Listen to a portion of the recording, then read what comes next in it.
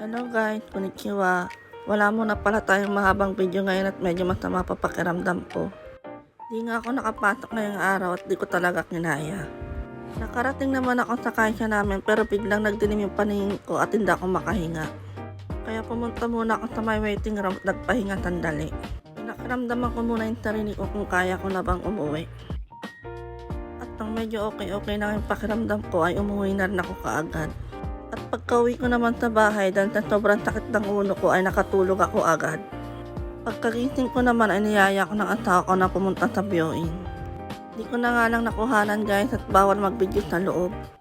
Pagkatapos naman namin sa viewing ay niyaya ko yung asawa ko sa Omiyaeki. Nung nakarang araw pa kasi ako tabi tayo ng McDo. Pasensya na rin pala kayo guys at paiba-iba yung intro ko. Nakarating na nga pala kami sa Omiyaeki guys. Di ko na rin naipakita sa inyo na nakapag-order na rin pala kami ng McDo. At tinake out na lang pala namin dahil sobrang daming tao sa loob. Naghanap na lang kami ng mauupuan at kinain na lang namin sa labas. So paano guys, enjoyin muna namin ang pagkain namin. Salamat nga pala ulit sa pagsama sa akin ngayong araw. 見てくれてありがとう。またね。